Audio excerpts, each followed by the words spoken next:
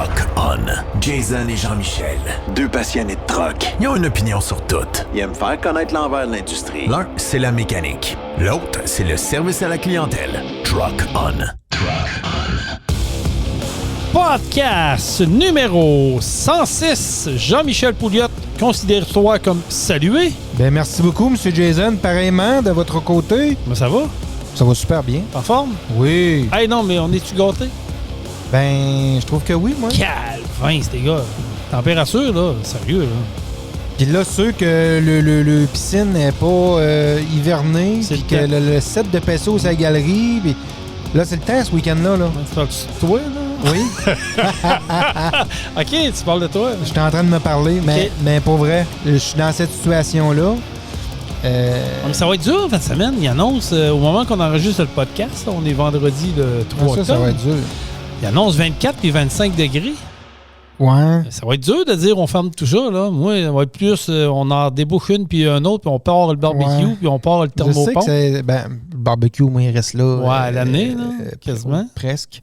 Mais la piscine, pour vrai, il faut donner un coup parce que ça arrive que je le fais un petit peu tard, puis c'est plus tannant quand il fait frais à le faire. Je le sais.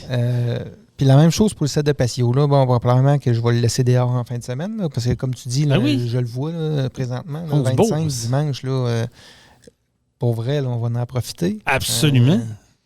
Mais c'est ça. Je pense que c'est un week-end qui va falloir qu'on profite. Ben oui, puis tu sais, même moi qui ai le Spider, on va l'étirer. On n'a pas fait beaucoup durant l'été, mais là, je pense qu'on peut profiter des week-ends qui annoncent beau, fait que les couleurs vont être magnifiques. Fait qu'on va essayer de se gâter ce côté-là. Puis c'est vrai que c'est beau pareil. Là. Pour vrai, dans la période de l'année où c'est le plus beau se promener, c'est là, avec les couleurs. Ouais. Oui.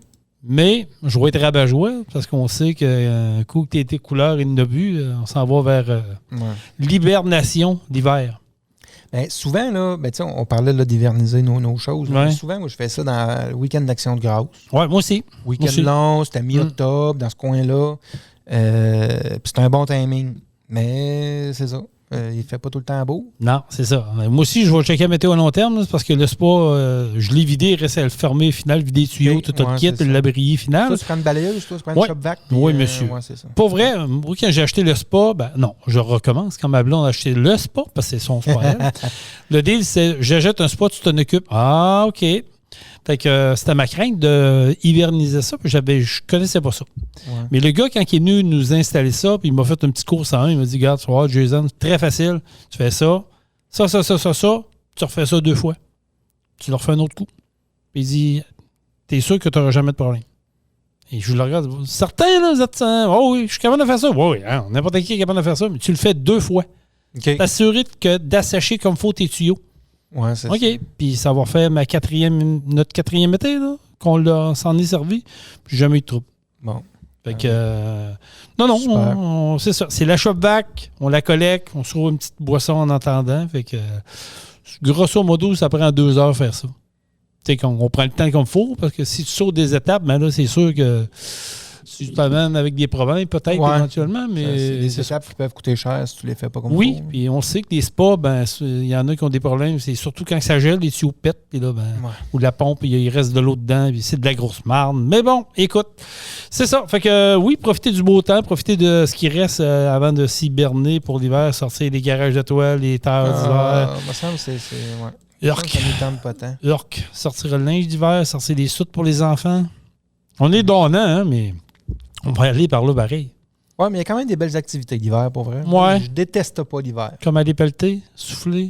Oui.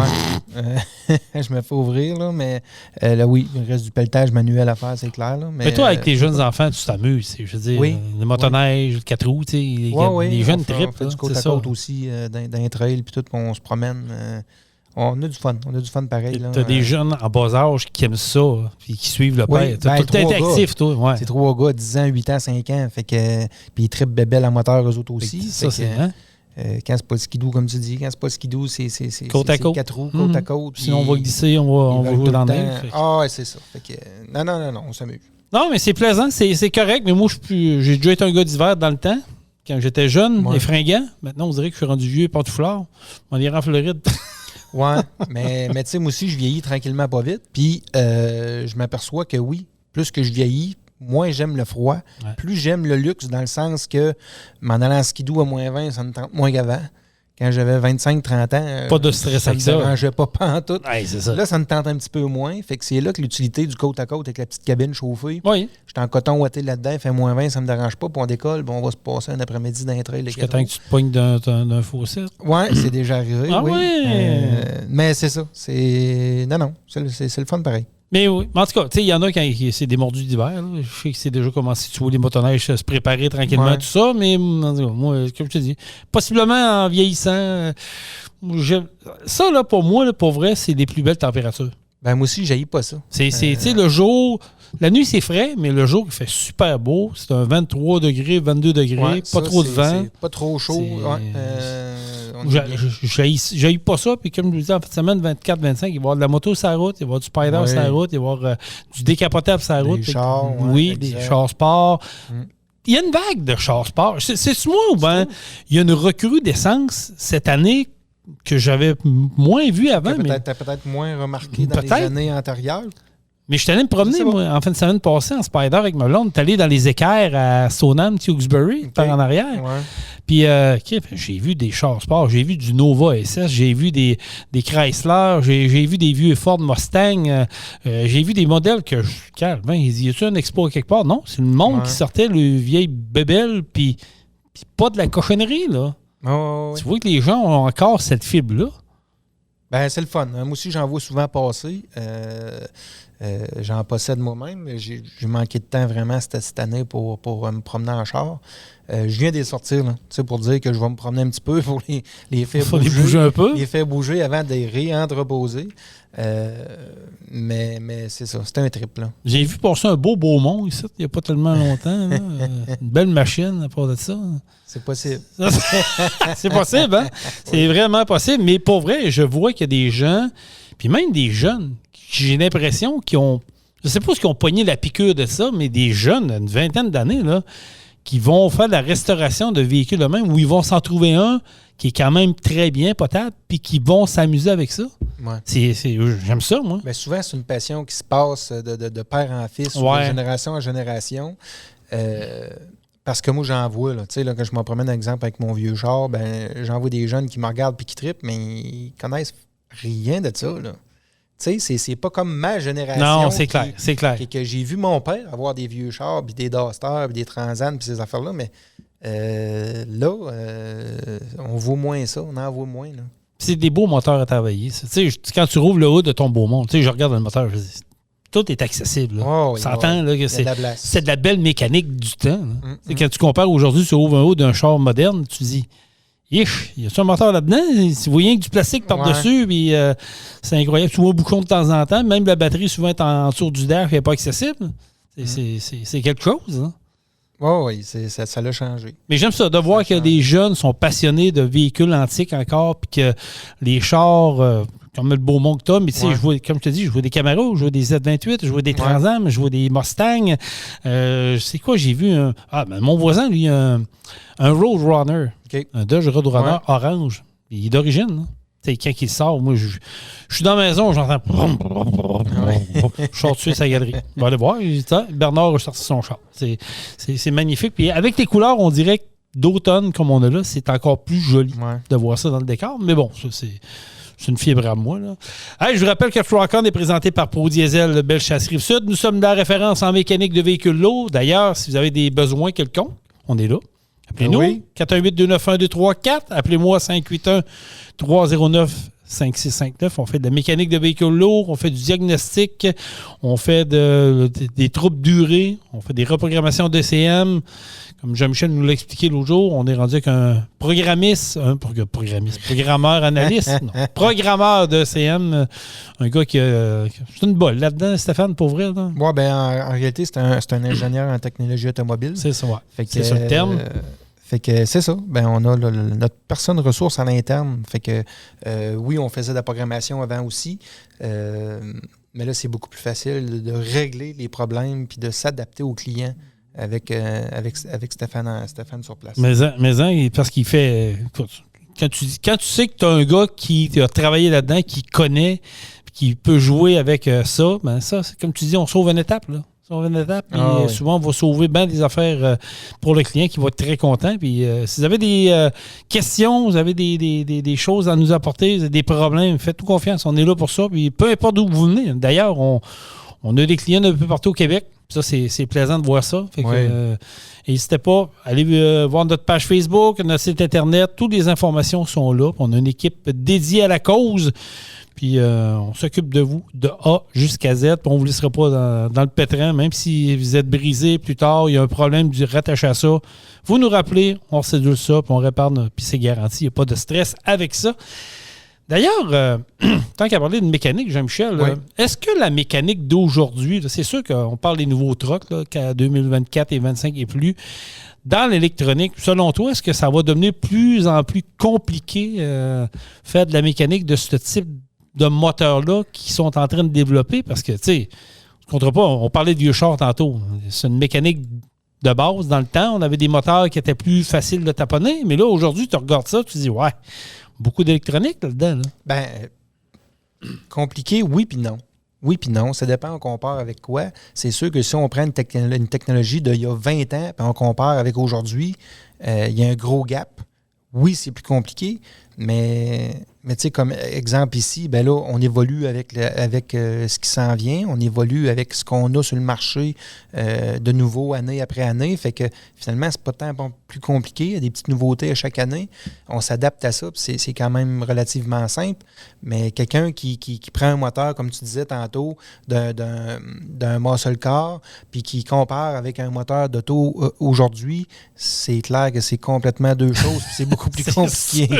Mais si tu prends un mécanicien, exemple, qui a évolué dans le temps avec tous ces changements-là, année après année, ben il s'est adapté puis c'est pas plus compliqué. Là. Mais oui, il y a beaucoup plus de stock, puis ça a des bons puis ça a des moins bons côtés. Mais pour toi, quand tu vois ça, parce que tu es dans le domaine, tu es impliqué, tu sais, je veux dire, tu parles avec des gens qui ont des compagnies de transport, tu parles avec des gens qui ont des concessionnaires de trucks, tout ça. Est-ce qu'ils voient, je dirais ça, est-ce qu'on voit que c'est plus...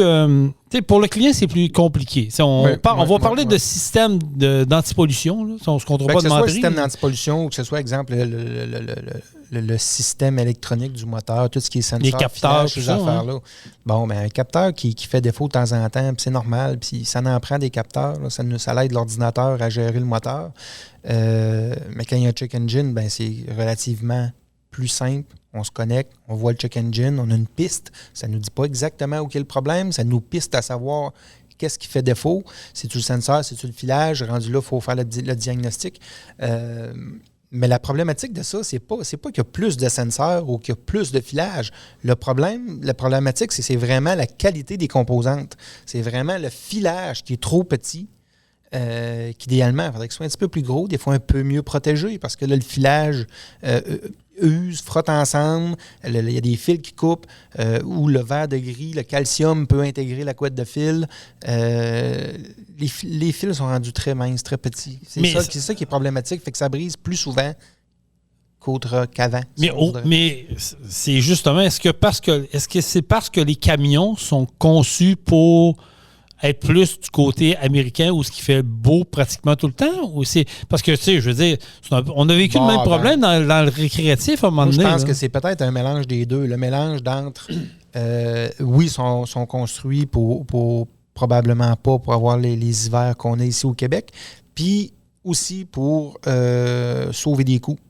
Fait que, tu sais, la couette de fil, si elle rapetisse puis elle coûte moins cher à fabriquer, ben ils sauvent. Leur but, c'est de sauver, que le camion leur coûte le moins cher possible à construire. Oui, ça, je comprends. Il faut qu'ils gardent une certaine qualité, mais en même temps, il faut que ça coûte le moins cher possible. Fait que, oui, on rapetisse le filage, puis oui, ils font des choses différemment qu'avant. Là. Mais pour le client, en bout de ligne... Pour le client, c'est garanti que le client est perdant là-dedans.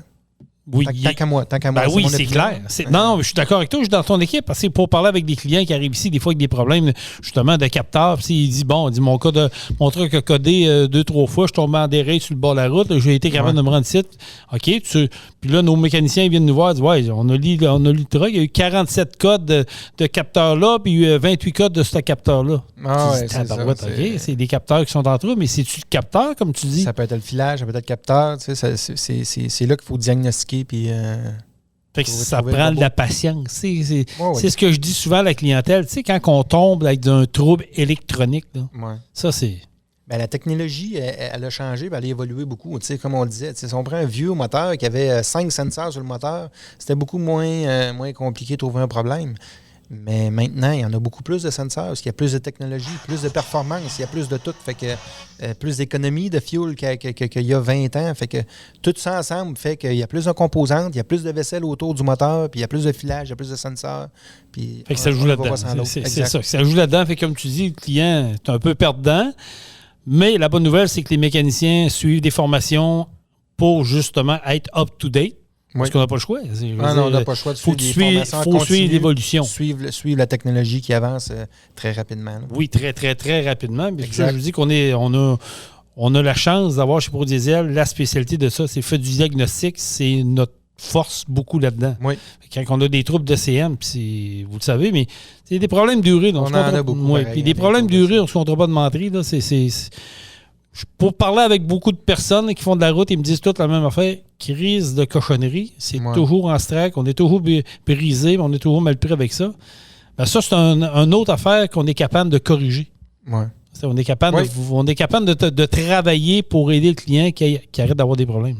Oui, c'est ça, exactement. Mais oui, c'est ça que je trouve un peu dommageable, que je trouve plate. Dommage parce que quand ça a sorti par ici, quand c'est arrivé, c'était les systèmes d'antipollution. Là.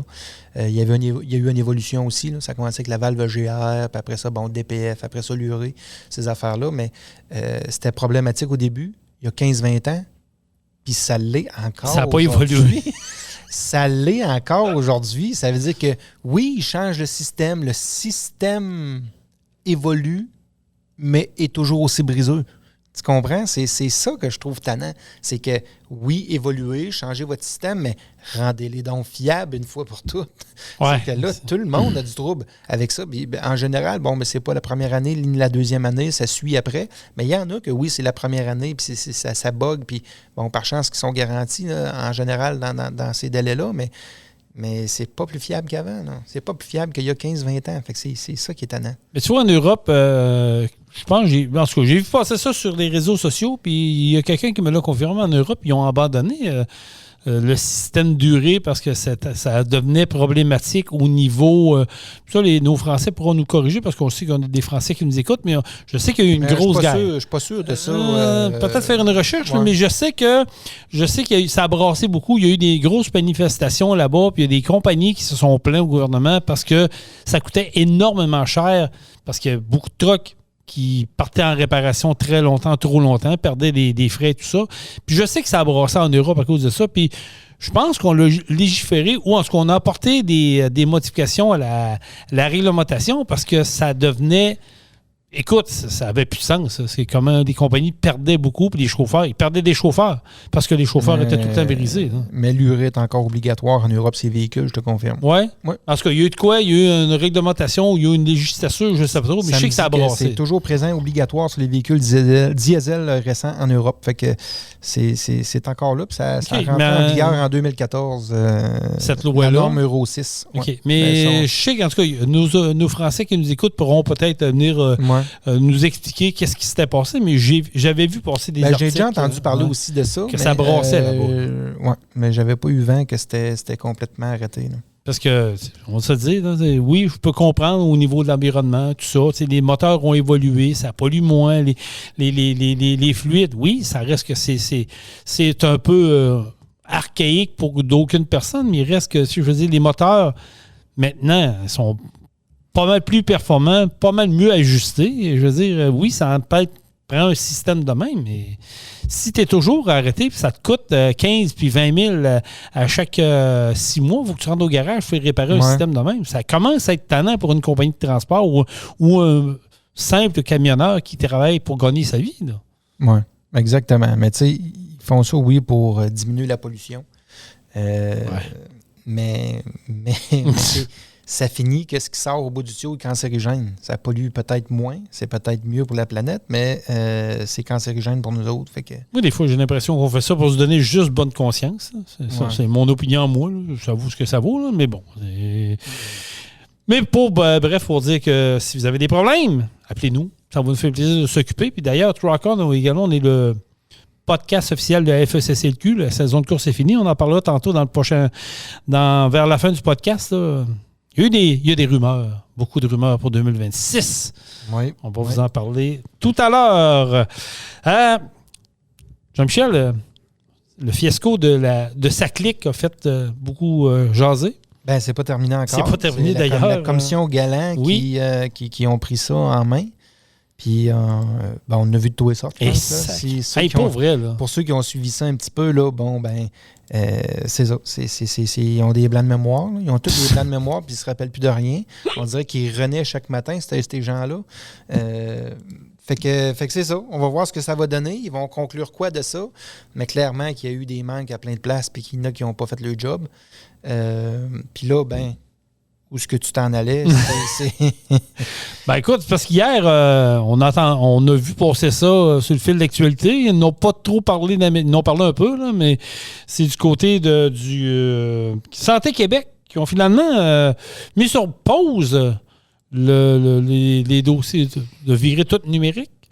Est-ce que, selon toi, je te pose la question de même, à brûle pour point, selon toi, est-ce que c'est parce qu'ils ont vu que Saclic sont dans l'eau chaude, ils se sont dit on est mieux d'arrêter parce qu'on voit déjà que c'est explosé? C'est clair que oui, ils n'ont pas le choix. Ils n'ont pas le choix de mettre ça sur la glace et évaluer les coûts. Regarder ce qui se passe parce qu'on ne peut pas arriver avec le même dossier que Saclic. Là. On le sait très bien que c'est pareil. Je veux pas...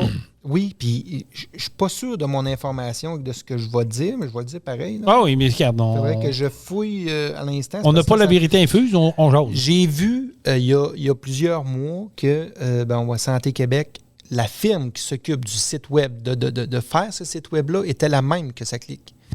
Fait que je suis prêt, en tout cas, à faire des recherches, là, puis valider ça, mais... je crois qu'il avait utilisé la même entreprise. Fait que.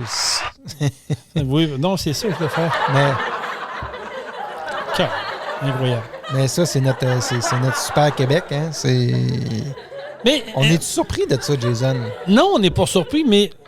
Regarde, je vais te poser la question. Là. Toi, tu es un entrepreneur. Tu es une entreprise privée, tout ça. Est-ce que tu pourrais te permettre d'être aussi mauvais, je vais peser mes mots, là, mais d'être aussi mauvais et d'être aussi négligent quand tu as une industrie privée? Non, parce que c'est mon argent. Hein?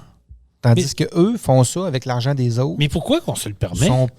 Ils sont pas déclarés coupables de rien. Non?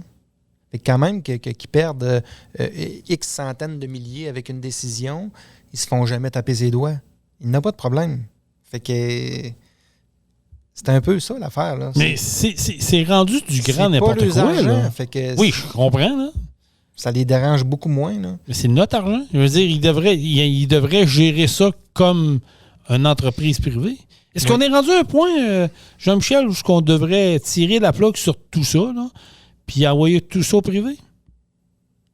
Ouais, je sais pas. Je regarde ce qui se passe dans les hôpitaux, là. Je regarde ce qui se passe pour les plaques, je regarde ce qui se passe pour les routes. Je veux dire, on peut faire le tour, là. Oui, mais tout c'est un peu mal géré. C'est un peu comme les routes aussi. Il y a un Américain là, qui avait fait une joke là-dessus, puis il a entièrement raison. C'est qu'il disait on est un peu niaiseux parce qu'on va aller avec le meilleur soumissionnaire. Fait que là, ils font faire une route. Bon, ben, tu sais, c'était lui le moins cher. Fait qu'on prend cette entreprise-là pour faire l'asphaltage. Puis, c'est supposé durer 10 ans, exemple, je dis des chiffres au hasard. Puis finalement, au bout de 4 ans, c'est encore fini, c'est à refaire. Fait que là, il retourne en soumission pour refaire cette route-là. Il reprend le même. C'est encore le même qui sort, parce que c'est lui le moins cher, puis ils le reprennent encore. Fait qu'à un moment donné, c'est comment est-ce qu'on fait pour corriger ça? Tu sais, c'est pas très intelligent de faire ça pour vrai, là. Fait que c'est comme ça qu'il fonctionne. Fait que là, probablement qu'avec le fiasco là, de Saclic, c'est une entreprise X qui a travaillé sur le dossier. Santé Québec, ils ont dit ça nous prend une entreprise aussi pour faire notre site Internet puis faire le virage électronique. Puis ils ont fait des soumissions, puis c'est encore eux autres qui ont sorti, ils les ont pris. Fait que... Ça n'a pas de sens. Mais là, il y a déjà des dépassements de coûts quand même majeurs. Mais hein? Ils n'ont pas sorti de chiffres, comme tu dis, parce que là, j'ai l'impression qu'ils ne veulent pas se mettre les pieds dans la bouche non plus, là, mais ça s'en vient. Ça s'en vient. Là, ça va creuser, parce qu'ils ont mis ça sur la glace. Là. Il va falloir que encore une fois, les journalistes fassent du bon travail dessus. Pourquoi ils ont mis ça sur le brick? Il y a une raison à ça. Là. Ben oui. Ils ont sorti ça, puis ils disent on va attendre avant de déployer. Il y a une raison. Sortez-le les chiffres. Ah non, ils ne sortiront pas. Sortez-le les chiffres. Ben, c'est ils vont attendre. Mais ils vont camoufler. Ils vont essayer d'étendre ça, de perdre ça dans le temps, perdurer ça. Il faut qu'il y ait des gens qui mettent de la pression parce que c'est supposé être public, c'est notre argent. Sortez-le les chiffres là. Vous êtes rendu où avec ça? Tu comprends? C'est ça. C'est la réponse. Le budget était de X montant. Vous êtes rendu où? Puis l'avancement du produit, vous êt rendu où? À 75% de finalisé. Puis vous êtes rendu où dans votre budget avec ça? Mais j'ai un scoop pour toi. Oui. J'ai pris le téléphone hier soir. Puis j'ai placé un appel à un député de ma région. Puis j'ai posé la question. Il dit, vous êtes rendu où dans l'argent? Ça a été ça, sa réponse. Oui, c'est ça. Voilà. C'est que... Mais tu sais, tu parlais des routes tantôt. Je sais pas si tu as sûrement vu passer ça la semaine passée dans le Journal du Québec, puis un peu dans d'autres médias, le pont de Québec, le pont Pierre-Laporte. Pont Pierre-Laporte qui a été refait 2019-2020, si je me souviens bien, puis ils avaient été obligés de le refaire. Bien, ils ont refait les paliers. Je pense que c'était des paliers, les joints. Oui, les joints de dilatation. Ouais, c'est ça. Mais ils avaient oublié de mettre une membrane. OK. À l'époque, c'est un petit oubli simple. Ah oui. T'as oublié de mettre une membrane. Ça arrive de t'oublier. Je veux dire, c'est pas comme si c'était un pont. Là. Je veux dire, il y avait de l'asphalte, il y avait un devis, il y avait un plan. Et dans le plan, c'était marqué refaire les joints de dilatation, mettre une membrane. Probablement avec 2 petits extérix chaque côté, mettre la membrane. Absolument. Coller la membrane, faire les joints comme il faut et faire de l'asphaltage. Ça devait être écrit de même, d'après moi, dans le devis. Là. Je connais pas ça. Là. Je dis ça de même. Mais ils ont oublié de mettre la membrane. Fait qu'ils ont oublié de recommencer le job l'année d'après, parce que l'asphalte levait. Donc, ils ont refait le processus. Ça a coûté... Pas personne qui a perdu le job, là. Pas personne qui a perdu sa job. Oui, mais l'entreprise qui fait ça, là... Oui, mais il se lance la balle. Je peux pas croire qu'il facture encore, là. Ben oui, il facture. Tu comprends? Vous avez fait un oubli dans votre job. Moi, si je fais bâtir une maison puis oublie d'isoler un mur, là, je te garantis que ça ne me coûtera rien de faire isoler ce mur-là. Là. Mais eux autres, ils s'organisent pour dire « Ouais, mais c'est pas de notre faute. L'ingénieur ne nous l'a pas dit. » Ouais, mais Chris, l'ingénieur ne te l'a pas dit. C'est écrit dans le devis, tu sais qu'il va une membrane. Ah, mais le gars qui installe la membrane, il n'est pas rentré lundi, puis nous, on va continuer. Je niaise, là, mais c'est... Voyez un peu le pire, tu niaises, mais le pire, ça doit être un affaire de même. Ça peut être une affaire de même. On n'était pas pour arrêter du gars, ici. On les a continués à travailler. Fait que là, ils ont oui. C'est de misère. Fait que là, ils ont refait la job. Ça a coûté encore quelques 100 000 de travail, de travaux, je veux dire. Et là, on est en 2025. On est le 3 octobre au moment qu'on enregistre notre podcast. Et on va devoir refaire le palier du pont Pierre-Laporte parce que l'asphalte ne tient pas. Puis là, ils se lancent la balle encore. Ça va être un dos.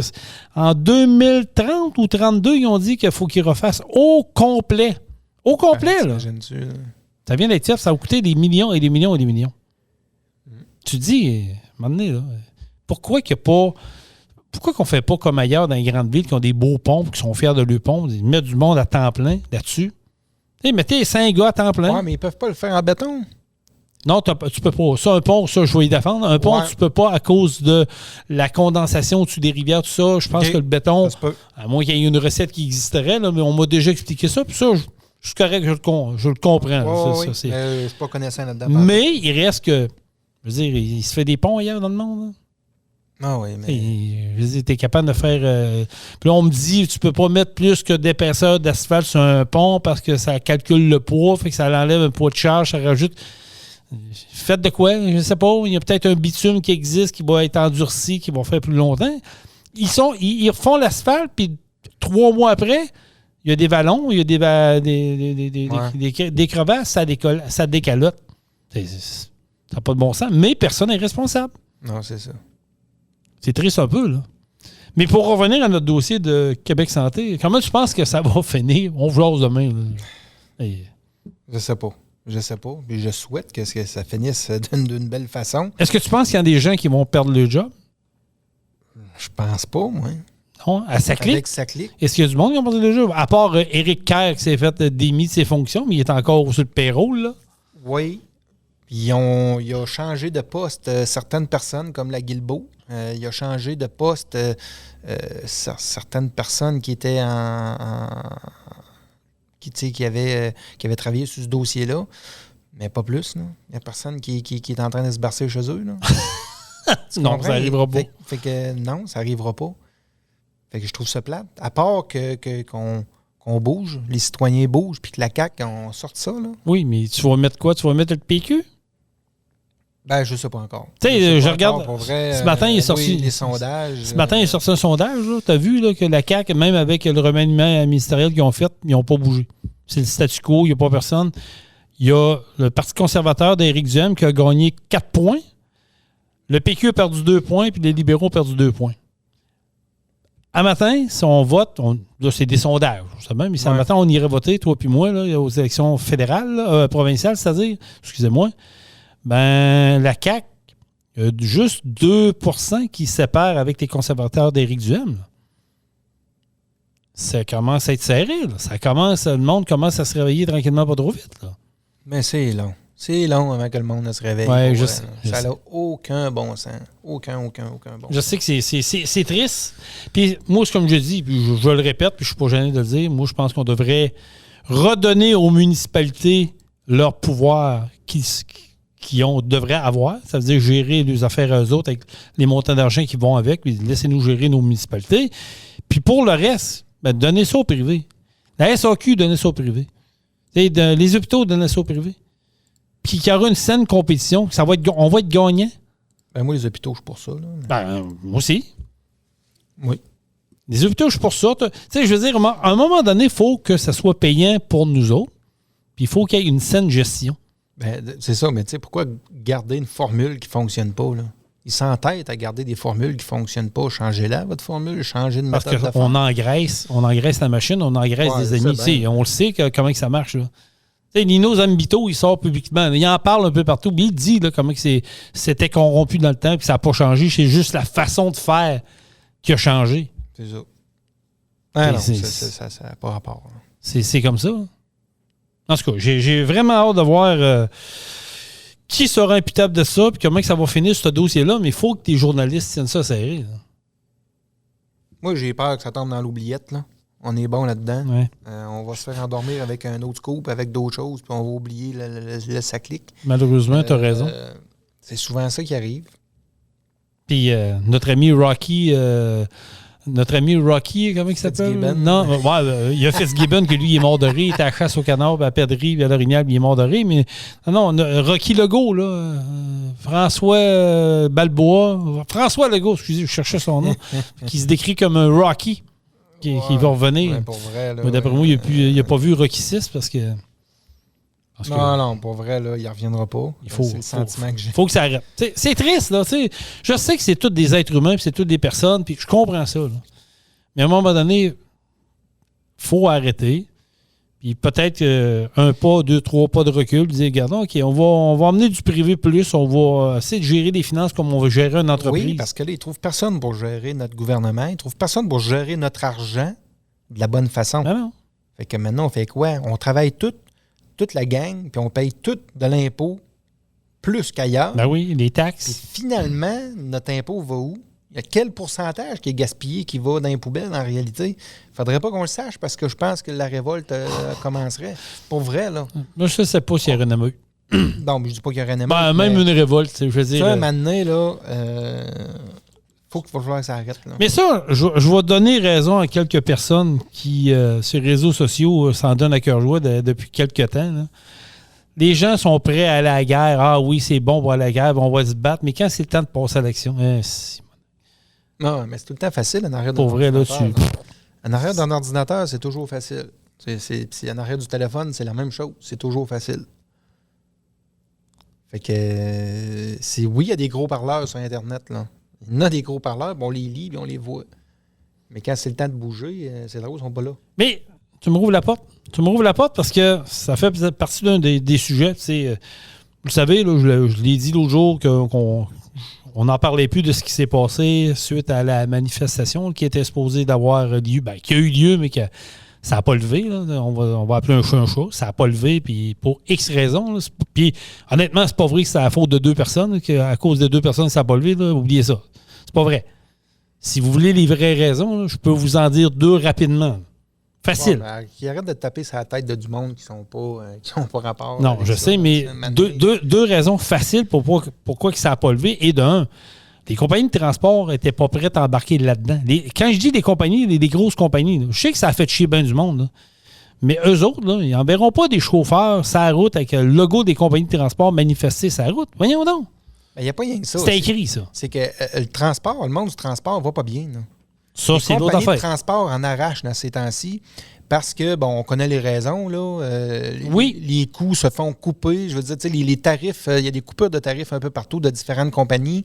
Fait que les compagnies de transport là, en arrachent. Ils vont-tu arrêter des camions de travailler pour les envoyer manifester, même si la cause est bonne, pour perdre encore des revenus de plus?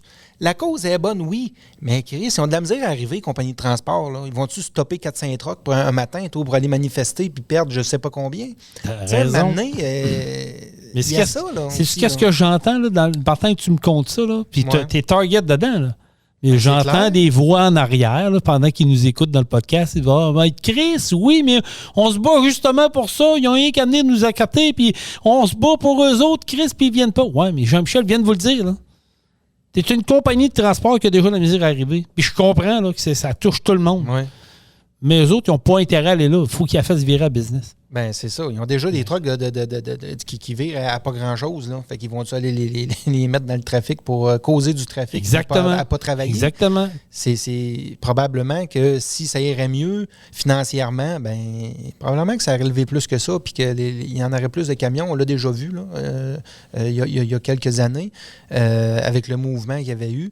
Les compagnies de transport étaient là.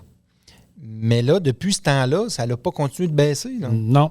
Fait que les gars qui font des voyages pour une coupe de 100$, là, qui restent une coupe de 100$, il y en a. Là. Il y en a de plus en plus. Fait que finalement, ils ont toute de la misère à arriver. Là. C'est tout pas facile. Il y en a des gros qu'on s'entend qui s'en sortent. Là. Oui.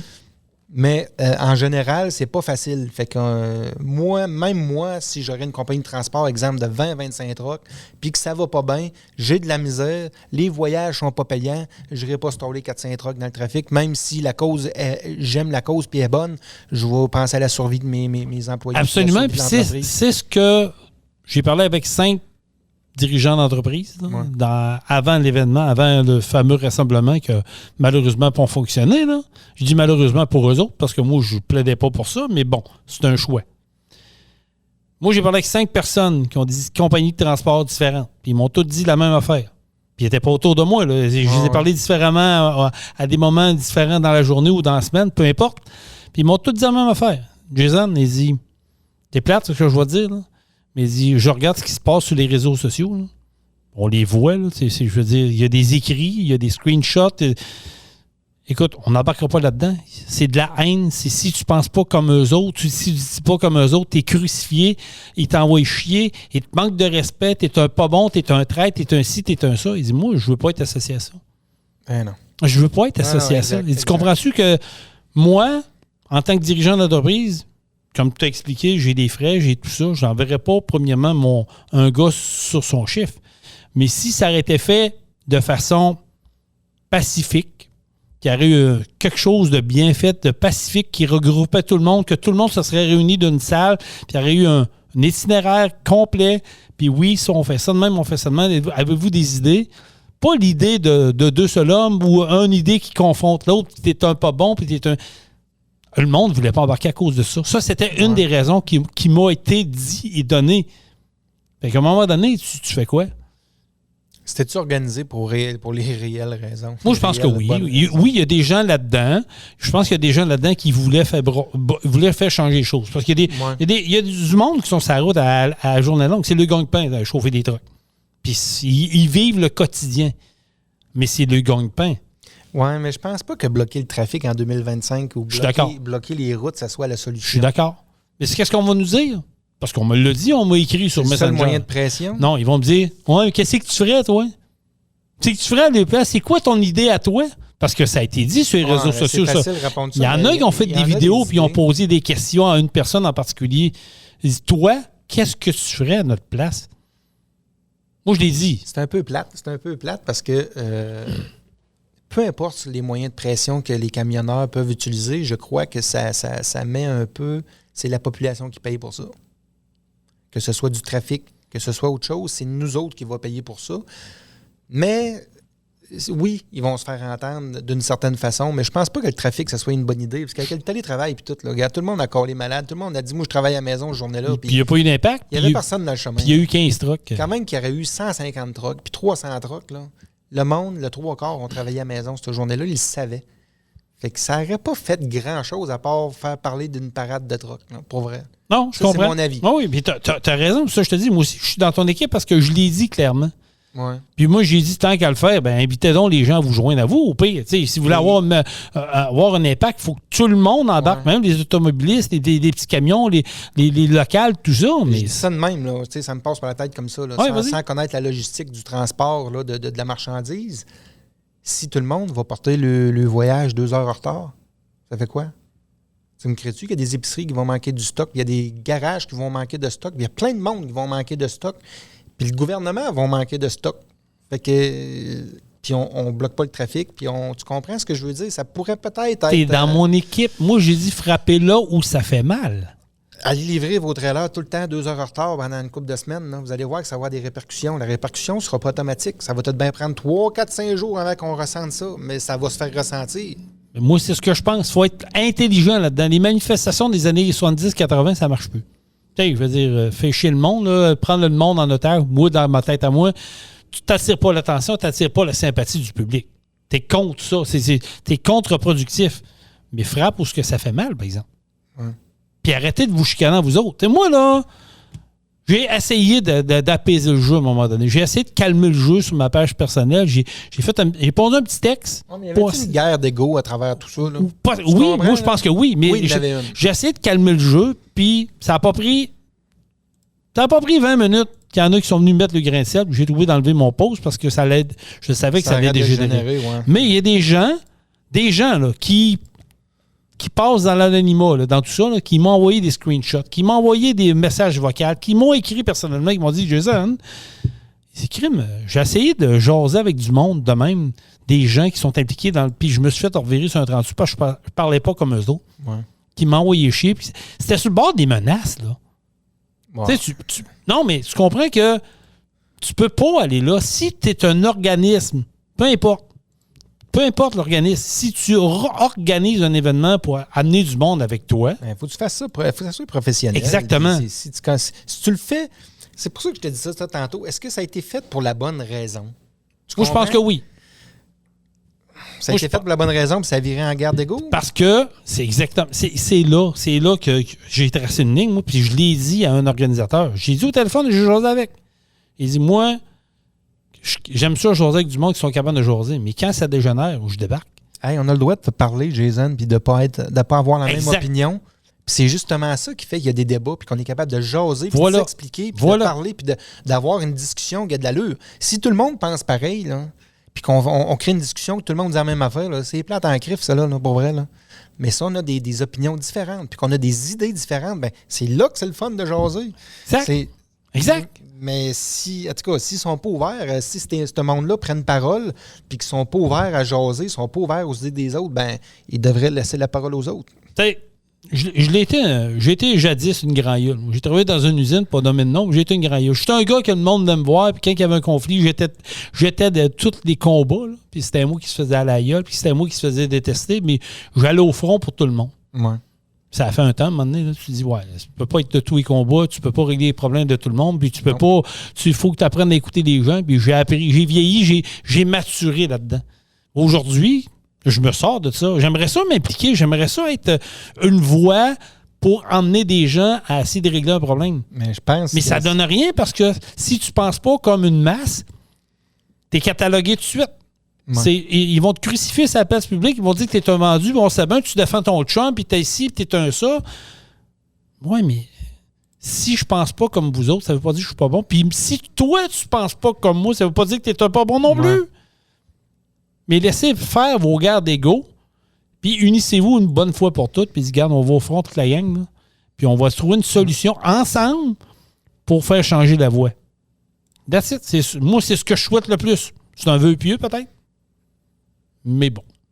Non, gars, moi, j'ai trouvé ça un peu ridicule, là, mais... Et prenez le temps de vous relire sur les réseaux sociaux avant de publier, parce que des fois, là, ouf, hey, sérieux, là, si vos enfants écriraient ça, vous seriez les premiers à dire, hey, tu peux pas dire ça à ton ami, à ton chum ou à ton prof, mais vous le faites sur les réseaux sociaux, vous autres. Sérieux, ça n'a pas de sens. Hey, on va terminer ça, Jean-Michel. FECCLQ. On pensait que la réunion allait avoir lieu à Scott, à l'auberge, pas l'auberge de la Chaudière, mais à Cache-à-Maxime. Finalement, non, ça va se passer à Juin Blanc, là. En tout cas, c'est dans le coin des Laurentides. À Valleyfield, je pense, ça va se passer là, la réunion de la FCCLQ. Donc, malheureusement, Rock-On ne sera pas là parce que c'est un peu loin de nous autres. On n'ira pas faire le podcast là, mais on salue les gens qui vont se déplacer en grand nombre pour la fédération pour aller assister à cet événement-là. Tu sais, on a eu une belle saison de course, hein? On se le dit. Oui. On a eu des belles saisons. On a eu un nouveau avec Drag Pro Diesel de Montmagny. Je pense que tout le monde, oui, au début de saison, il a mouillé, mais tout le monde a réussi à s'en tirer quand même bien. Puis on a fini ça à Saint-Joseph-de-Beauce avec un bon week-end de course. Je pense qu'il y en a qui ont pogné à piqûre, mon Jean-Michel.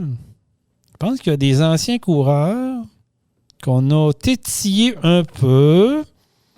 Puis ça les a... Ben oui, là, il y a plusieurs rumeurs qui circulent. Ouais. Moi, je peux vous dire que j'ai des noms ici. Là, on va faire du name dropping là-dedans. Ça, j'aime ça. J'aime ça. Il y a des noms qui sont confirmés pour le retour de l'année prochaine. Ça, c'est sûr et certain. Ça a été confirmé soit du coureur ou par un membre de l'équipe du coureur ou par un membre de la famille du coureur. Le premier qui a fait jaser beaucoup, qui devait être là cette année, mais tu sais, quand tu as une entreprise, quand tu as une famille, tout ça, des fois, les priorités changent. Hein. On le dit, nous autres, on fait un podcast, sûr. Des fois, on ne peut pas être là parce que l'entreprise a priorité. Ben, c'est ça. Souvent, on se prévoit un podcast comme d'habitude le vendredi. Puis, mais il arrive vendredi, 8h, 9h, on fait ouf. Là, on peut pas. On ne pourra pas. On n'a pas le choix de canceller avec ce qui s'en vient. Mais c'est ça, c'est la vie. Mais notre premier coureur qu'on va vous annoncer le retour, lui, a travaillé très fort. Puis c'est un gars qui... J'aime bien ce gars-là. Il est low profile. C'est pas un gars qui déménage beaucoup. Mais c'est un gars qui est aimé dans le monde des courses depuis des décennies. Des années, beaucoup. Puis je pense que depuis 2 ans, le monde s'en ennuyait. Puis il y avait beaucoup de rumeurs. Koga, Nicolas Gagnon, a annoncé officiellement son retour dans le monde des courses l'année prochaine. Ça, c'est une maudite bonne nouvelle. Oui, mais je l'aimais beaucoup. Fait que j'ai hâte de voir si comment est-ce qu'il va se classer, comment ça va aller. Il paraît qu'il a fait ses devoirs.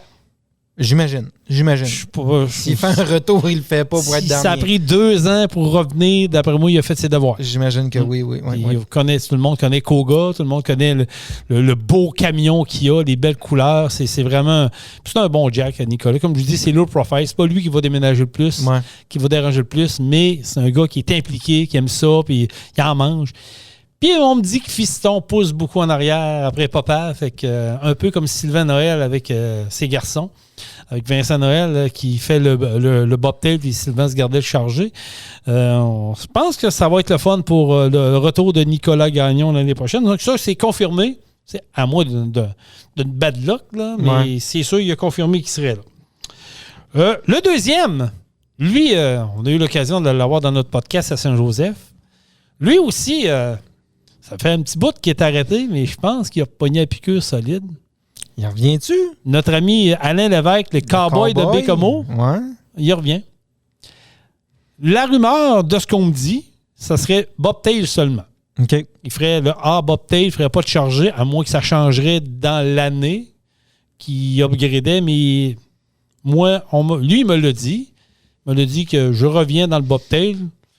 Puis j'ai des coureurs qui m'ont confirmé qu'ils avaient parlé avec lui. Ils disent je vais être de retour dans le bobtail seulement. OK, mais c'est une bonne nouvelle. C'était un autre gars qui donnait un show. Ça fait 2A, là.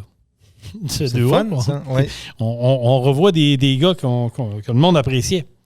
Le troisième, lui, il me l'a annoncé. Il me l'a confirmé live à Saint-Joseph le dimanche. Il est venu me voir. Donc, José quasiment 20 minutes de temps. Le gars Minou, Mario Couture. minait. Il sera de retour l'année prochaine. Il me l'a confirmé. Il dit, ça fait 2 ans là, que ça me démange, que je t'en manque, que ça m'ennuie. Mais là, il dit, je m'ennuie beaucoup. Mais là, c'est sûr, Jason, il dit, je suis là l'année prochaine. Fait que Minou, Mario Couture, confirmé. On a 3, Jean-Michel. Oui. On est rendu à 3. Le 4e. Là, on ne sait pas s'il va être dans le A ou dans le B. Parce qu'il a fait du B, il a fait du A un peu. OK.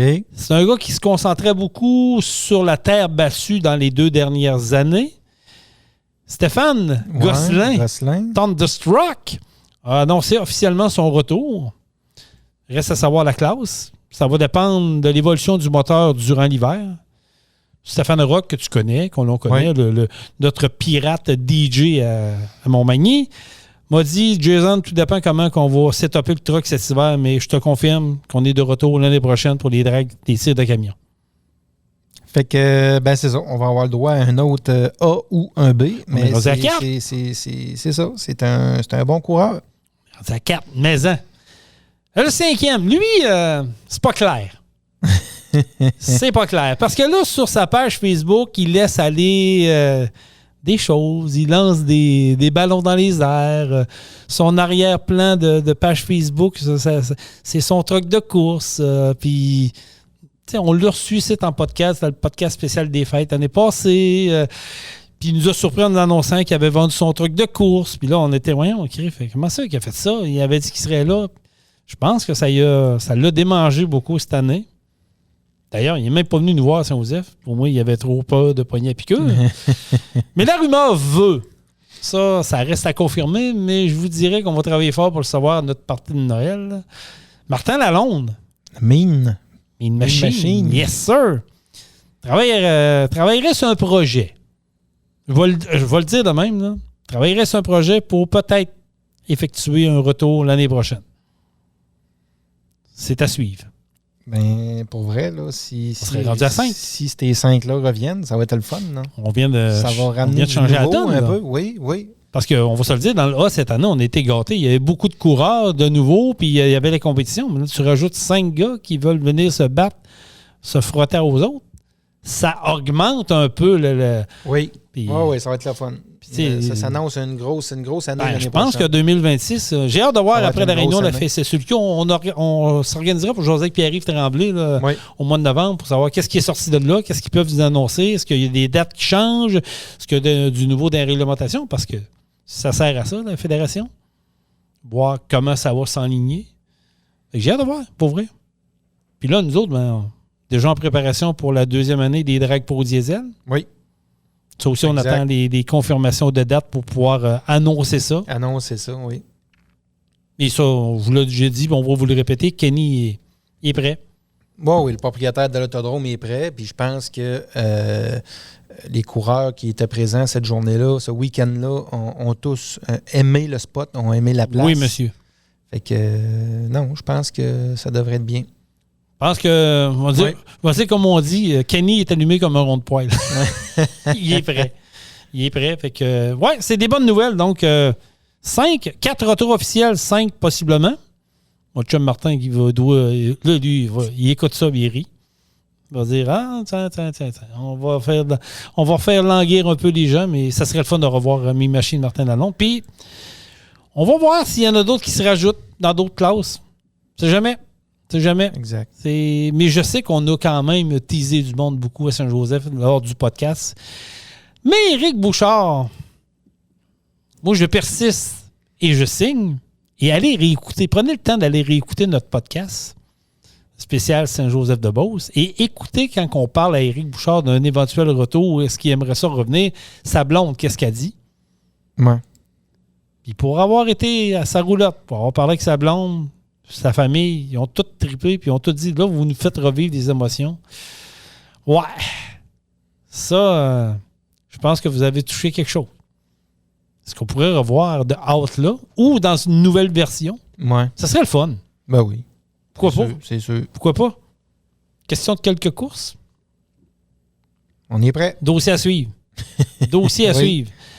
On va vous partager bientôt sur notre page Facebook de Truck-On notre premier cadre officiel avec un T-shirt de coureur. Yes. On vous dit pas qui. On vous garde la surprise, mais soyez attentifs. Ça va passer dans les prochaines semaines sur notre page Facebook. S'il y a d'autres coureurs qui écoutent le podcast, qui disent « Hey, nous autres aussi, on va avoir notre carte dans votre studio », c'est très simple. Vous nous envoyez un gilet officiel de votre équipe de course ou de votre truck avec votre autographe dessus. Oui, ça prend l'autographe. Oui. Du côté où ce que le truck ou l'équipe de course est représentée, bien entendu. Et nous autres, on s'engage à le mettre d'un cadre et de l'afficher dans nos studios. Oui. On va faire un genre de Hall of Fame ici. Exact. Oui. Ça ressemblait à ça. On a la place pour le faire. Ouais. Puis je pense que ça va être beau. Une maison. Fait que le premier est arrivé. On fait le montage la semaine prochaine. Puis je pense que ça va être plaisant. Ah, ça va être le fun. Puis on se prépare pour notre podcast spécial des fêtes. Yes. On est en... On va mettre ça en branche. Oui, on va mettre ça en branche. Ça aussi, ça va être le fun. Il y a des auditeurs qui m'ont dit, ils disent, on va être là. Parfait.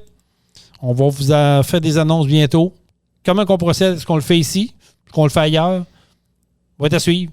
Mais c'est sûr qu'il va y avoir un podcast spécial des fêtes avec des coureurs puis des fans de course. Ça va être le fun. Oui. Vraiment. Ça fait pas mal de tour, mon Jean-Michel. Oui. Content de te retrouver. Ben moi aussi, content de retrouver le micro. Oui, hein, ça faisait longtemps. Oui. On va essayer de reprendre ça la semaine prochaine. Yes. D'ici là, soyez sages, soyez prudents sur les routes. Si vous avez des suggestions, vous avez des commentaires, vous n'êtes pas d'accord avec nous autres, dans la politesse et dans la bonne humeur, écrivez-nous. Ça nous fait toujours plaisir de se rétracter ou de vous lire tout simplement. Ou de partager notre opinion. Exactement. On est là pour ça. Bref, on n'a pas la solution effuse, on ne connaît pas tout, on ne dit pas tout le temps les choses comme vous voudriez les entendre, mais sachez une chose. Ce qu'on fait, moi et Jean-Michel, on le fait avec passion, puis on le fait avec cœur, puis les gars qui vous parlent au micro, c'est les gars que vous allez parler en dehors du micro, c'est la même affaire. Exact. On n'est pas des fakes, on n'est pas frémés, comme dirait l'autre. D'ici là, soyez sages, soyez prudents sur les routes. N'oubliez pas, on aime autant parler avec vous que parler de vous. Yes, passez un beau week-end tout le monde, profitez-en. Et on termine ça comment? Truck on! Truck on. Vous avez aimé le podcast? Partagez-le Et abonnez-vous à notre page Facebook. Truck on. On vous en prépare un autre. Truck on, la gang!